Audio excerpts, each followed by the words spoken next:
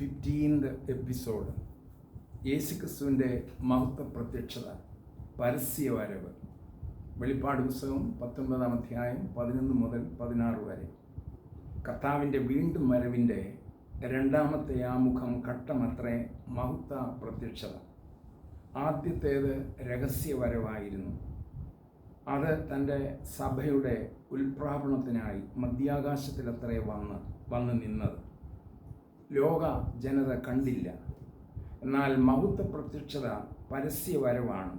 അതെല്ലാവരും കാണെ ഭൂമിയിൽ, പ്രത്യേകിച്ച് ഒലിവുമലയിൽ കാലുകുത്തുന്നു. ഹർമഗദോൻ യുദ്ധത്തിൻ്റെ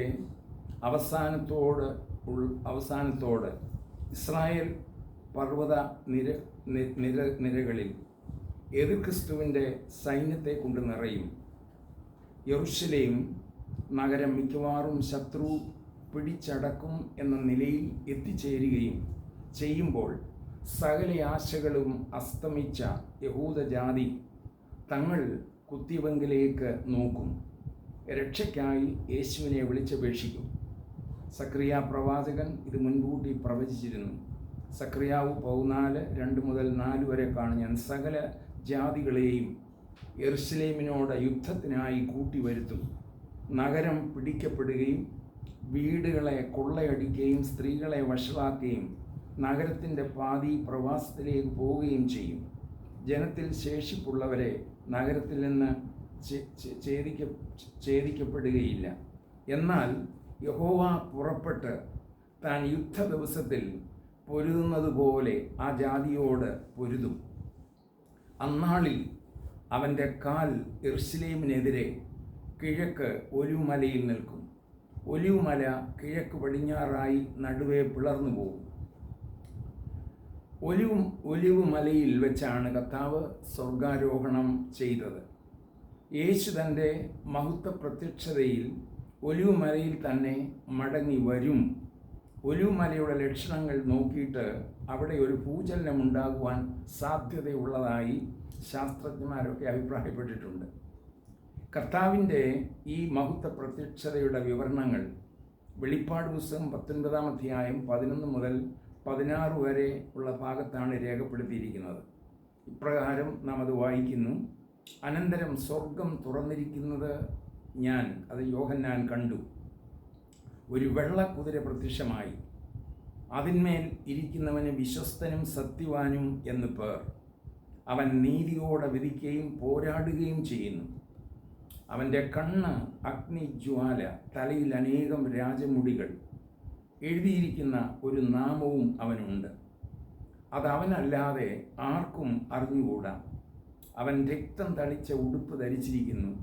അവന് ദൈവവചനം എന്ന് പേർ പറയുന്നു. സ്വർഗത്തിലെ സൈന്യം നിർമ്മലവും ശുഭ്രവുമായ വിശേഷ വസ്ത്രം ധരിച്ച് വെള്ളക്കുതിരപ്പുറത്ത് കയറി അവനെ അനുഗമിച്ചു. ജാതികളെ വെട്ടുവാൻ അവൻ്റെ വായിൽ നിന്ന് മൂർച്ചയുള്ള വാൾ പുറപ്പെടുന്നു. അവൻ ഇരുമ്പുകോൽ കൊണ്ട് അവരെ മേയിക്കും. സർവശക്തിയുള്ള ദൈവത്തിൻ്റെ കോപവും ക്രോധവുമായ മദ്യത്തിൻ്റെ ചക്ക് അവൻ മെതിക്കുന്നു. രാജാതിരാജാവും കർത്താതി കർത്താവും എന്ന നാമവും അവൻ്റെ ഉടുപ്പിന്മേലും തുടമേലും എഴുതിയിരിക്കുന്നു. വെളിപ്പാട് പുസ്തകം 19:11 അനന്തരം എന്ന വാക്കോടുകൂടെയാണ് ആരംഭിക്കുന്നത്. അനന്തരം എന്നത് കുഞ്ഞാടിൻ്റെ കിരീടധാരണം, കല്യാണം, സദ്യ, പ്രതിഫലം നൽകൽ ഇവ കഴിഞ്ഞാണ് എന്ന് അർത്ഥം. ഹോശന്ന പെരുന്നാളിൽ കഴുതക്കുട്ടിമേൽ കയറി യെരൂശലേം നഗരത്തിലേക്കും ആലയത്തിലേക്കും എഴുന്നള്ളിയ കർത്താവ് തൻ്റെ മഹത്വ പ്രത്യക്ഷതയിൽ ജയാളിയായി ലോകത്തെ ന്യായം വിധിക്കുന്ന ന്യായാധിപനായി വെള്ളക്കുതിരമേലാണ് വരുന്നത്. അവൻ എതിർക്രിസ്തുവിനെ പോലെ കള്ളനും രക്തദാഹിയുമായിട്ടല്ല, വിശ്വസ്തനും സത്യവാനുമായിട്ടാണ് വരുന്നത്. അവൻ നീതിയോടെ ന്യായം വിധിക്കുകയും പോരാടുകയും ചെയ്യുന്നു. അവൻ്റെ കണ്ണ് അഗ്നിജ്വാലയ്ക്കൊത്ത കണ്ണാണ്. അത് പാപത്തെ, എതിർക്രിസ്തുവിൻ്റെ പാപപ്രവർത്തികളെ ദഹിപ്പിച്ച് കളയുവാൻ കഴിവുള്ളതാണ്. മാത്രമല്ല, അവൻ്റെ തലയിൽ അനേകം രാജമുടികൾ. ഇവ കിരീടങ്ങളാണ്. കാരണം പ്രപഞ്ചത്തിലുള്ള സകല രാജാക്കന്മാരും ഭരണാധികാരും അവരുടെ കിരീടങ്ങൾ താഴെയിട്ട ചരിത്രമാണ് നമ്മുടെ മുമ്പിലുള്ളത്. കിരീടം ധരിപ്പാൻ യോഗ്യൻ കുഞ്ഞാടായ മശിഹ മാത്രമാണ്. എല്ലാ നാവും യേശു കർത്താവെന്ന് ഏറ്റുപറയുന്ന സമയം വിശുദ്ധ പൗലോസ് രേഖപ്പെടുത്തിയത്, ഫിലിപ്പിയ ലേഖനം 2 രേഖപ്പെടുത്തിയിരിക്കുന്നത് അത് നിറവേറും. എഴുതിയിട്ടുള്ള ഒരു നാമവും അവനുണ്ട്, അത് അവനല്ലാതെ ആർക്കും അറിഞ്ഞുകൂടാ. അതെന്താണ്? എബ്രായ ഭാഷയിൽ YHWH എന്നാകും എന്ന് വേദശാസ്ത്രജ്ഞന്മാർ പറയുന്നു. വേദപണ്ഡിതർ അതിന് യാഹ്വേ അഥവാ യഹോവ എന്നാണ് ഉച്ചാരണമാണ് കൊടുത്തിരിക്കുന്നത്. ഈ പേര് ഒരു രഹസ്യമടങ്ങുന്ന അല്ലെങ്കിൽ മിസ്റ്ററി മർമ്മമാണ്. ന്യായാധിപന്മാരുടെ പുസ്തകം 13:18 മനോഹയോട് ദൂതൻ പറഞ്ഞത്, എൻ്റെ പേർ ചോദിക്കുന്നത് എന്ത്? അത് അതിശയമുള്ളത് എന്ന് പറഞ്ഞു. മൗത്ത പ്രത്യക്ഷതയിൽ വരുന്ന കർത്താവ് രക്തം തളിച്ച ഉടുപ്പാണ് ധരിച്ചിരിക്കുന്നത്. ഇത് വളരെ അത്ഭുതവും ചിന്തനീയവുമാണ്. ഗത്സമന തോട്ടത്തിൽ വെച്ച് പാപഭാരത്താൽ തൻ്റെ രക്തം വിയർപ്പായി തന്മൂലം തൻ്റെ വസ്ത്രം രക്തത്തിൽ കുതിർന്നിരിക്കുന്നതായിട്ട് വചനം പറയുന്നു.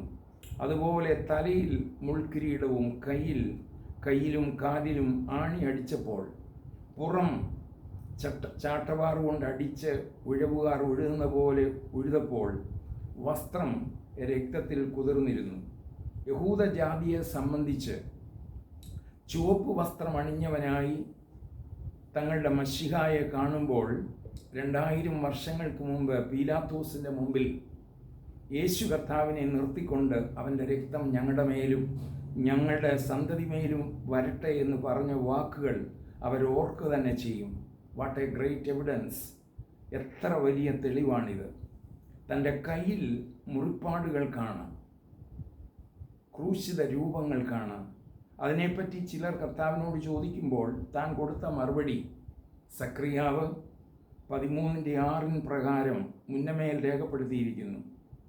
എന്നെ സ്നേഹിച്ചവരുടെ വീട്ടിൽ വെച്ച് ഞാൻ അടികൊണ്ടതാകുന്നു.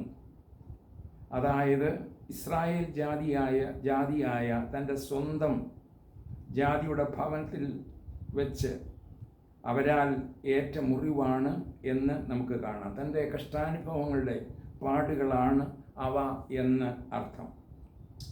കർത്താവിൻ്റെ രക്തം തളിച്ച ഉടുപ്പ് മേൽപ്പറഞ്ഞവ മാത്രമല്ല കാണിക്കുന്നത്. അവൻ അപ്പോൾ ശത്രുക്കളെ തൻ്റെ ചക്കിലിട്ട് മെതിച്ചതിൻ്റെ രക്തം തെറിച്ചു വീണതിലൂടെയാണ് എന്ന് കാണാം. ഹർമഗദോൻ യുദ്ധത്തിലെ രക്തം കൂടെയാണ് വെളിപ്പാട് 16:16. യെശയ്യാ പ്രവാചകൻ മുൻകൂട്ടി ഇത് പ്രവചിച്ചിട്ടുണ്ട്. യെശയ്യാവ് 63:3 ഇപ്രകാരം പറയുന്നു, ഞാൻ ഏകനായി മുന്തിരിച്ചക്ക് ചവിട്ടി, എൻ്റെ കോപത്തിൽ ഞാൻ അവരെ ചവിട്ടി, എൻ്റെ ക്രോധത്തിൽ അവരെ മെതിച്ചു കളഞ്ഞു, അവരുടെ രക്തം എൻ്റെ വസ്ത്രത്തിൽ തെറിച്ചു, എൻ്റെ ഉടുപ്പൊക്കെയും മലിനമായിരിക്കുന്നു എന്ന പ്രവചനം ഇവിടെ ഇതിന്മൂലം നിവൃത്തിയാകുകയാണ്. മൗത്ത പ്രത്യക്ഷതയിൽ വരുന്ന കർത്താവിന് ചാർത്തപ്പെട്ടിരിക്കുന്ന പേര് ദൈവവചനമെന്നാണ്. കാരണം അവൻ വചനം ജഡമായി തീർന്നവനാണ്. യേശുക്രിസ്തുവിന് മാത്രമേ വചനം എന്ന പേര് ലഭ്യമാകുകയുള്ളൂ. മൗത്ത പ്രത്യക്ഷതയിൽ വരുന്ന കർത്താവ് തികച്ചും ന്യായവിധി നടത്തുവാനും ഇരുമ്പുകൾ കൊണ്ട് ജാതികളെ ന്യായം വിധിക്കാനും യോഗ്യനാണ്. കർത്താവിൻ്റെ മൗത്ത പ്രത്യക്ഷതയിൽ സ്വർഗത്തിലെ സൈന്യവും കർത്താവിനെ അനുഗമിക്കുന്നു. ഈ സൈന്യത്തിലെ ഒരു കൂട്ടര് സ്വർഗത്തിലെ എണ്ണമറ്റ ദൂതന്മാരാണ്. അത് 2 രാജാക്കന്മാരുടെ പുസ്തകം 2:11, 6, 13, 17 പ്രകാരം സ്വർഗത്തിൽ അഗ്നിരഥങ്ങളും അഗ്നി അശ്വങ്ങളും കോടാനുകോടി ദൂതസഞ്ചയമുണ്ടെന്ന് പറഞ്ഞിരിക്കുന്നു. കർത്താവ് വാഹനമേറി വരുന്നത് വെള്ളക്കുതിര. അത് കാണിക്കുന്നത് തൻ്റെ വിജയത്തിൻ്റെയും വിശുദ്ധിയെയും കാണിക്കുക. രാജാവും ന്യായാധിപനുമായ ക്രിസ്തു യേശു സ്വർഗത്തിലെ വിശുദ്ധിയുള്ള കുതിരപ്പുറത്താണ് വരുന്നത്. തൻ്റെ സൈന്യവും വെള്ള കുതിരപ്പുറത്താണ് വരുന്നത്. രണ്ടാമതായി തൻ്റെ കൂടെ നിർമ്മലവും ശുഭ്രവുമായി വിശേഷവസ്ത്രം ധരിച്ച് വരുന്നത്, കുതിരപ്പുറത്ത് വരുന്നത് തൻ്റെ മണവാട്ടി സഭയാണ്. യൂദായുടെ പുസ്തകം 15-ാം വാക്യത്തിൽ പ്രവചിച്ചിരിക്കുന്ന പ്രകാരം ആദാം മുതൽ 7-ാമനായ ഹാനൂക്കും ഇവരെക്കുറിച്ച് ഇതാ കർത്താവ് എല്ലാവരെയും വിധിപ്പാനും ഭക്തി കെട്ടവരെ ഒക്കെയും ബോധം വരുത്തുവാനും 1000 വിശുദ്ധന്മാരോടുകൂടെ വന്നിരിക്കുന്നു എന്നത് നിവർത്തിയാകുന്നു. സക്രിയാവ് 14:5 അവസാന ഭാഗം പറയുന്നു, എൻ്റെ ദൈവമായ യഹോവയെയും അവനോടുകൂടെയുള്ള സകല വിശുദ്ധന്മാരും വരും എന്നാണ്.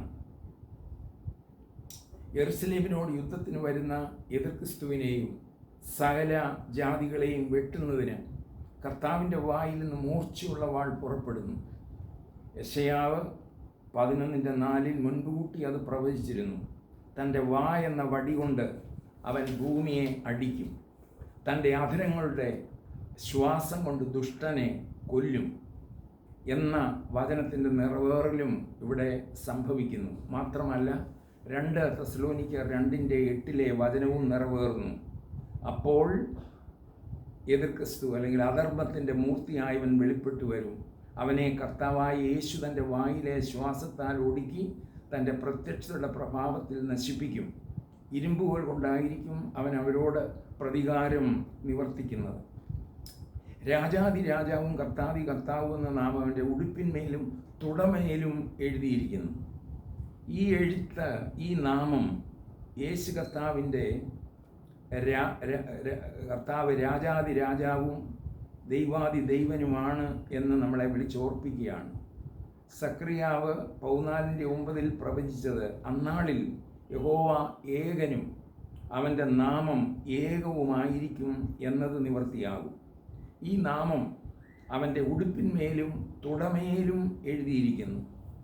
തുട വാൾ വെക്കുന്ന സ്ഥലമാണ്. വസ്ത്രത്തിൽ കാണുന്നത് എല്ലാവരും വായിക്കുന്ന ഇടമാണ്. അതുകൊണ്ട് അതെല്ലാവരും വായിക്കും. ഹർമഗദോൻ യുദ്ധത്തിൽ വെളിപ്പെടുന്ന യേശുവിനെ കാണുമ്പോൾ എതിർ ക്രിസ്തുവും സഖ്യവും പരിഭ്രാന്തരാകും. യേശു തൻ്റെ വായിലെ ശ്വാസത്താൽ ശത്രുക്കളെ ഉന്മൂലനമാക്കും. യെഹെസ്കേൽ 39:3 മുതൽ അത് വെളിപ്പെടുത്തിയിരിക്കുന്നു. നിന്റെ വലങ്കയിൽ നിന്ന് ഞാൻ നിന്റെ വില്ല് തെറിപ്പിച്ച് വലങ്കയിൽ നിന്ന് അവ വീഴ്ത്തും. നീയും നിന്റെ പടക്കൂട്ടങ്ങളും നിന്നോടുള്ള ജാതികളും ഇസ്രായേൽ പർവ്വതങ്ങളിൽ വീഴും. ഞാൻ നിന്നെ കഴിവ് മുതലായ പറവയ്ക്കൊക്കെയും കാട്ടുമൃഗത്തിന് ഇരയായി കൊടുക്കും. നീ വെളിം പ്രദേശത്ത് വീഴും. ഞാനല്ലോ കൽപ്പിച്ചിരിക്കുന്ന യഹോവയുടെ അരുളപ്പാട്. 17-ാം വാക്യത്തിലും ഇത് കൃത്യമായി പറയുന്നു. മനുഷ്യപുത്ര, യഹോവയായ കർത്താവ് ഇപ്രകാരം അരുളിച്ചെയ്യുന്നു, സകലവിധ പക്ഷികളോടും എല്ലാ കാട്ടുമൃഗങ്ങളോടും നിങ്ങൾ കൂടി വരുവീൻ. നിങ്ങൾ മാംസം തിന്നുകയും രക്തം കുടിക്കുകയും ചെയ്യേണ്ടതിന് 4 പുറത്തു നിന്നും വന്നുകൂടുവീൻ. നിങ്ങൾ വീരന്മാരുടെ മാംസം തിന്നുകയും ഭൂമിയിലെ പ്രഭുക്കന്മാരുടെ രക്തം കുടിക്കണം. ഇത് വെളിപ്പാട് പുസ്തകവും ഇത് തന്നെയാണ് പറയുന്നത്. 19-ാം അധ്യായം 17 മുതൽ 18 വാക്യത്തിലും ഇത് വിവരിച്ച് പറയുന്നു. ഒരു ദൂതൻ സൂര്യനിൽ നിൽക്കുന്നത് ഞാൻ കണ്ടു. അവൻ ആകാശമധ്യയെ പറക്കുന്ന സകല പക്ഷികളോടും പക്ഷികളോടും രാജാക്കന്മാരും അവരുടെ മാംസവും സഹസാധികളുടെ മാംസവും വീരന്മാരുടെ മാംസവും കുതിരകളുടെയും കുതിരപ്പുറത്തിരിക്കുന്നവരുടെയും കൂട്ടരുടെയും മാംസവും സ്വതന്ത്രനും ദാസനും ചെറിയവരും വലിയവരും എല്ലാവരുടെയും മാംസം തിന്നുവാൻ മഹാദൈവത്തിൻ്റെ അത്താഴത്തിന് വന്നുകൂടുവീൻ എന്ന് ഉറക്കെ വിളിച്ചു പറഞ്ഞു എന്ന് നമ്മൾ വായിക്കുന്നു. വെളിപ്പാട് 19:19 യോഹന്നാൻ ഈ യുദ്ധം ആത്മവിവശതയിൽ കണ്ടു. 19-ാം അധ്യായത്തിൽ കുതിരപ്പുറത്തിരിക്കുന്ന കർത്താവിനോടും അവൻ്റെ സൈന്യത്തോടും യുദ്ധം ചെയ്യുവാൻ മൃഗവും ഭൂരാജാക്കന്മാരും അവരുടെ സൈന്യം ഒന്നിച്ചു കൂടിയത് യോഹന്നാൻ കണ്ടു. സ്വർഗത്തിൽ നിന്നിറങ്ങി ഒരു മലയിൽ കാല് കുത്തിയ കർത്താവിനോടും അവൻ്റെ സകല സൈന്യത്തോടും യുദ്ധം ചെയ്യുവാൻ എതിർ ക്രിസ്തു അവൻ്റെ സൈന്യവും അണിനിരന്നപ്പോൾ നിമിഷ നേരം കൊണ്ട് അവരെ പരാജയപ്പെടുത്തും. മൃഗത്തെയും കള്ളപ്രവാചകനെയും പിടിച്ചു കെട്ടി ഇരുവരെയും ഗന്ധം കത്തുന്ന തീപ്പൊയ്യിൽ ജീവനോടെ തള്ളിയിടും. ഇവർ രണ്ടുപേരും കൊല്ലപ്പെടാതെ ജീവനോട് തീപ്പൊയ്യിൽ വീഴും. ഇത് നരകമാണ്. മത്തായി 25:41 വിവരിക്കുന്നു. വെളിപ്പാട് പുസ്തകം 19:21 വായിക്കുന്ന പ്രകാരം ശേഷിച്ചവരെ കുതിരപ്പുറത്തിരിക്കുന്ന കർത്താവിൻ്റെ വായിൽ നിന്ന് പുറപ്പെടുന്ന വാൾ കൊണ്ട് കൊന്ന് അവരുടെ മാംസം സകല പക്ഷികൾക്കും കൊടുക്കുന്നു, അവ തിന്ന് തൃപ്തരാകും. ഇത് എഹെസ്കേൽ പ്രവാചകൻ 39:17 മുതലുള്ളതും ഉള്ള വാക്യത്തിലും ഇത് പ്രത്യേകിച്ച് ഓർപ്പിക്കുന്നു. കർത്താവും മത്തായിയുടെ സുവിശേഷം 24:28 പറഞ്ഞു, ശവമുള്ളയിടത്ത് കഴിക്കൽ കൂടും. അത് നിറവേറുന്ന ഒരു സമയമായിട്ട് നമുക്കിതിനെ കാണാം. ഇതോടുകൂടി എതിർക്രിസ്തുവിൻ്റെ ഭരണകാലം 70-ാം ആഴ്ചവട്ടം അല്ലെങ്കിൽ ഒരാഴ്ചവട്ടം അത് തീരും. ദാനിയേൽ പ്രവാചകൻ 2:44 45 8:25 മുൻകൂട്ടി പറഞ്ഞിരിക്കുന്നു, കൈ തൊടാതെ അത് തകർന്ന് നീങ്ങിപ്പോകും. കൈ തൊടാതെ എതിർക്രിസ്തുവിൻ്റെ രാജ്യം, എതിർക്രിസ്തുവിൻ്റെ ഭരണം നിന്ന് തീർന്നു. ഇതോടുകൂടെ ഈ പ്രപഞ്ചത്തിന് നൽകിയ 7 യുഗങ്ങളിൽ 6 യുഗങ്ങൾ പര്യവസാനിക്കും. 7-ാം യുഗമായ സഹസ്രാബ്ദ വാഴ്ച, 1000 ആണ്ട് വാഴ്ച ആരംഭിക്കുകയും ചെയ്യും. അതിനിടയിൽ ഭൂമിയിൽ കാലുകുത്തിയ കർത്താവിന് ചെയ്തു തീർക്കേണ്ട ചില ന്യായവിധികൾ ഉണ്ട്. അതും അവൻ ചെയ്തു തീർക്കും. ഒന്ന്, ഭൂമിയിലെ കൊയ്ത്തെന്ന് പറയുന്ന ഇസ്രായേൽ ഗോത്രങ്ങളിലെ ദുഷ്ട ഇസ്രായേലിയർക്കുള്ള ന്യായവിധിയാണ്. രണ്ടാമത് 70-ാം ആഴ്ചവട്ട കാലത്ത് ജീവിച്ച എതിർക്രിസ്തുവിൻ്റെ വാഴ്ചകാലത്ത് ജീവിച്ച ജാതികളുടെ പ്രവൃത്തിക്കൊത്തവണ്ണമുള്ള ഒരു ന്യായവിധിയാണ്. തുടർന്ന് ഇസ്രായേൽ ഗോത്രത്തിലെ നല്ലവർക്കുള്ള വിധിയും അവർക്ക് 1-ാം പുനരുത്ഥാനത്തിലേക്കുള്ള പ്രവേശനവും നിറവേറ്റപ്പെടും. അതാണ് തുടർന്ന എപ്പിസോഡിൽ കാണുന്നത്. അതിനുശേഷം 1000 ആണ്ട് വാഴ്ചയാണ് പ്രതിപാദിക്കുന്നത്.